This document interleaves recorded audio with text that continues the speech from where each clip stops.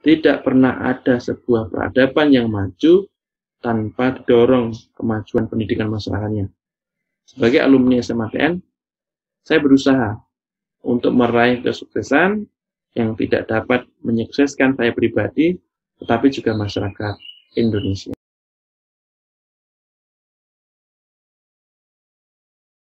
Assalamualaikum warahmatullahi wabarakatuh. Hai, Sobat channel Om Hawani, kembali lagi bertemu dengan saya. Kali ini kita akan membacakan sebuah buku, melanjutkan pembacaan buku Bocah-Bocah Pirikan 2.0, karya terbaik untuk Indonesia. Saat ini kita sudah ke bab yang ke nomor 4, tulisan nomor 4, yang ditulis oleh Abang Agung Wicaksono, TN 19. Beliau seorang pejuang suara para pahlawan devisa di Kairo. Dalam tulisan kali ini berjudul Janji Tertulis Memenuhi Mimpi Bagi Negeri. Jangan lupa untuk subscribe channel Om Awani, karena subscribe itu gratis. Oke, kita bacakan.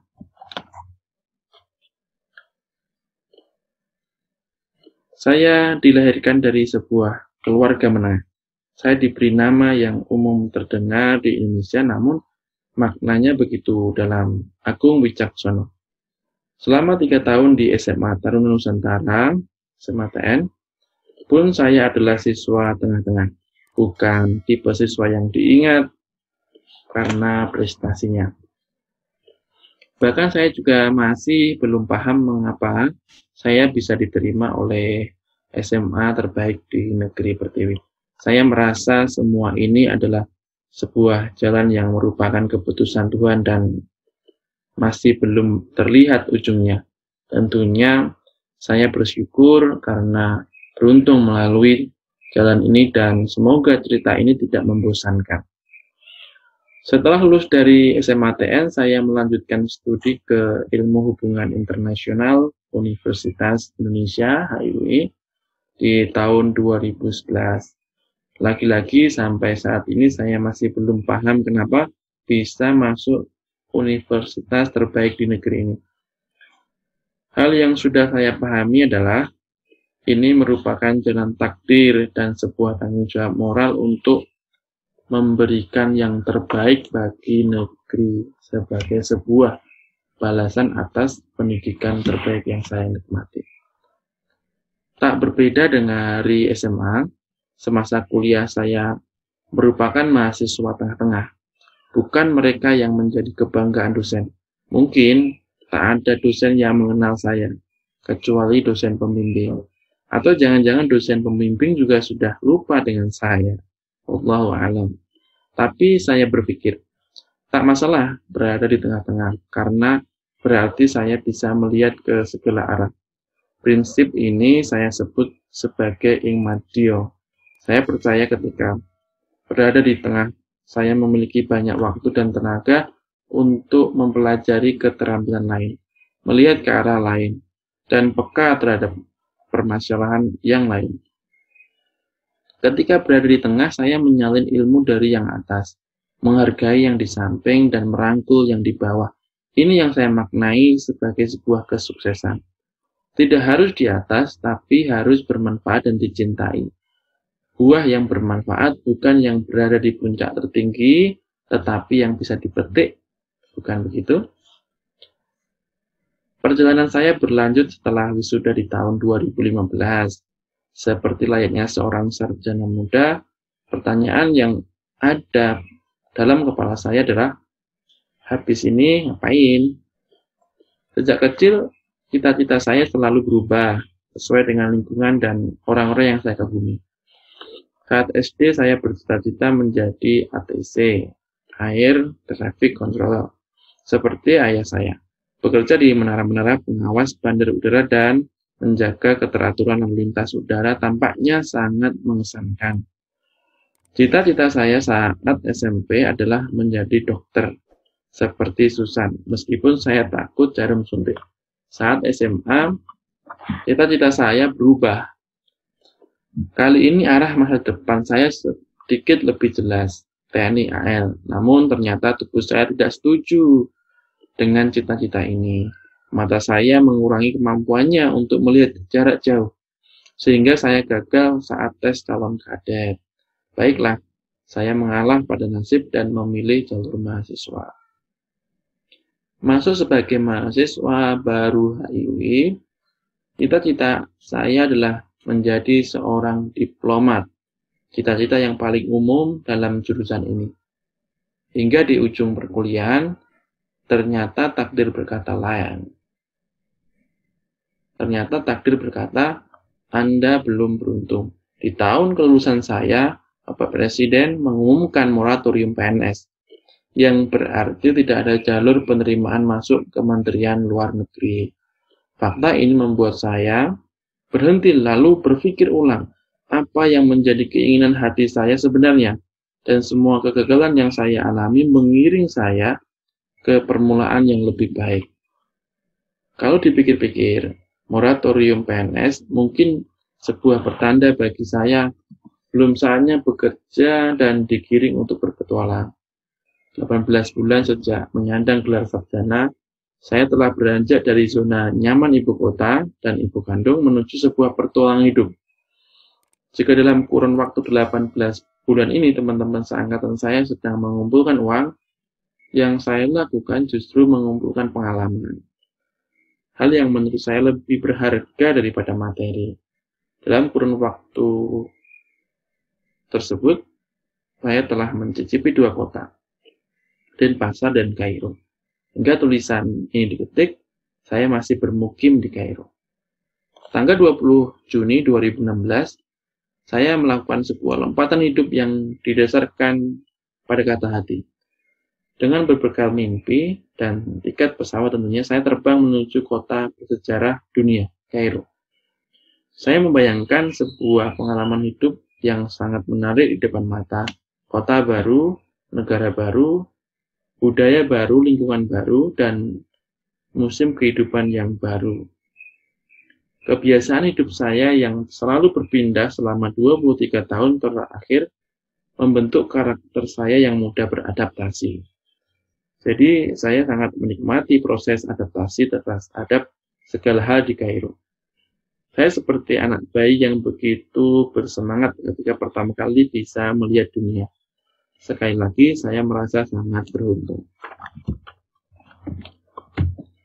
Saya berpikir, pola pikir belajar dari siapa saja, pola pikir ini membentuk sikap dan sifat terbuka dan tidak judgmental. Setiap orang memiliki cerita dan pelajaran yang bisa kita manfaatkan jika mau mendengarkan secara seksama.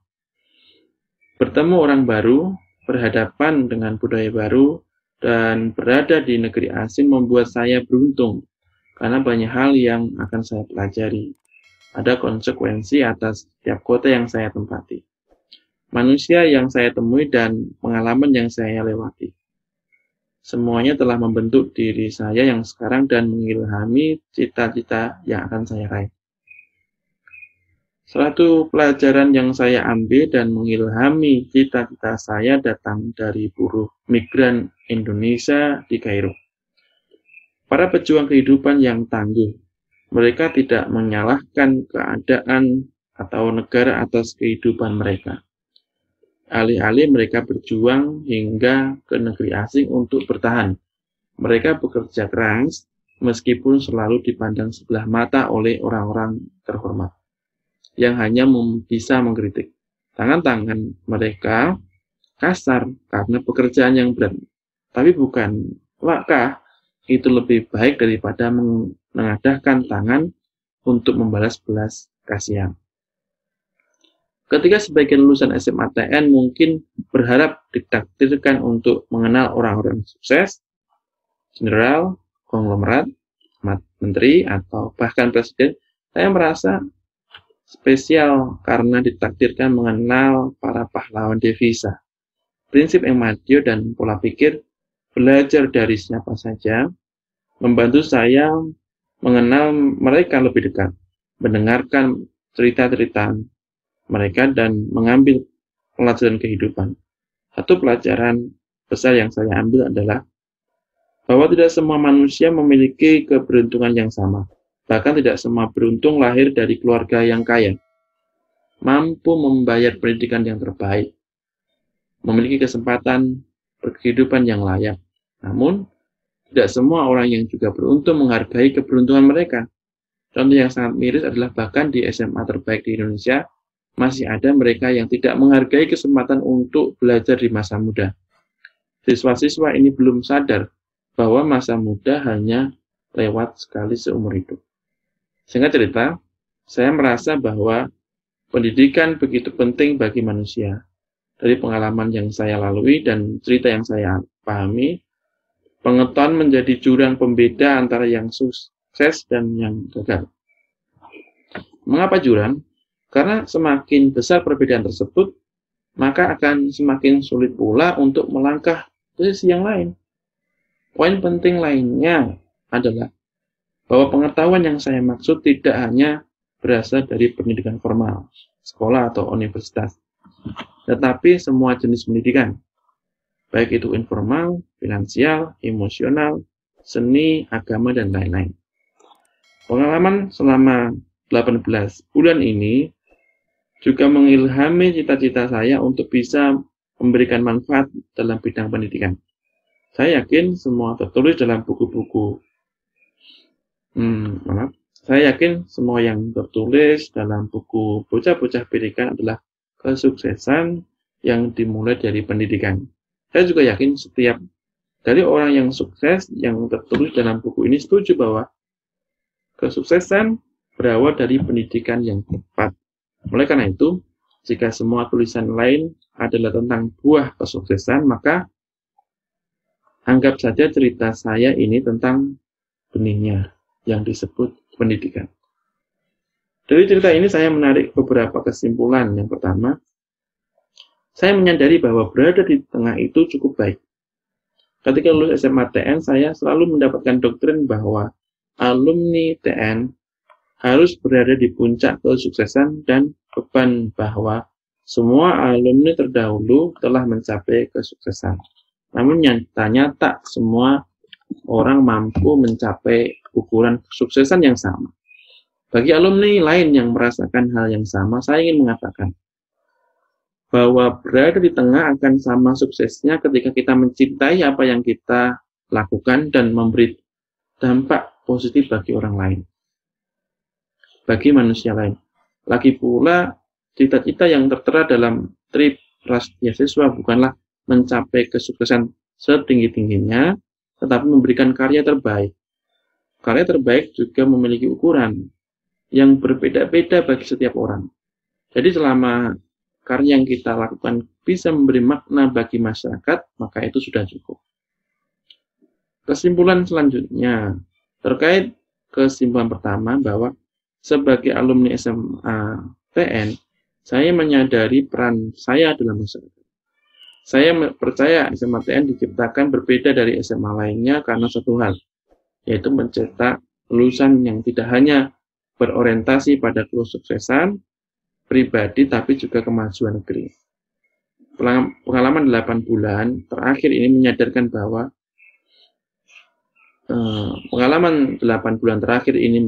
saya bahwa karya terbaik dalam cita-cita Tripras Beasiswa ditujukan untuk masyarakat, bangsa, negara, dan dunia, bukan untuk diri sendiri, keluarga, dan golongan.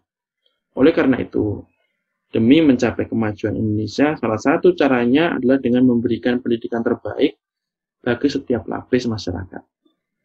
Tidak pernah ada sebuah peradaban yang maju tanpa didorong kemajuan pendidikan masyarakatnya. Sebagai alumni SMA TN, saya berusaha untuk meraih kesuksesan yang tidak dapat menyukseskan saya pribadi, tetapi juga masyarakat Indonesia. Begitu penulisan dari Abang Agung Wicaksono. Beliau adalah pejuang buruh migran di Kairo. Tentunya seperti yang beliau tadi sampaikan, beliau bergelut dalam dunia pendidikan, gitu. Banyak hal yang bisa kita ambil dari tulisan beliau, salah satunya adalah keterbatasan yang kita miliki atau keadaan yang kita miliki itu pada dasarnya mengarahkan sesuatu yang kalau kita mau berpikir itu akan menjadi yang lebih positif atau yang lebih baik, gitu. Karena dalam segi kehidupan semua ada bagiannya. Ada yang harus menjadi pucuk pimpinan untuk memiliki negara yang lebih besar. Ada yang harus berada di tengah untuk menjembatani dari yang atas ke bawah, gitu. Ada perannya masing-masing. Mari setiap peran tersebut kita gunakan secara maksimal, gitu.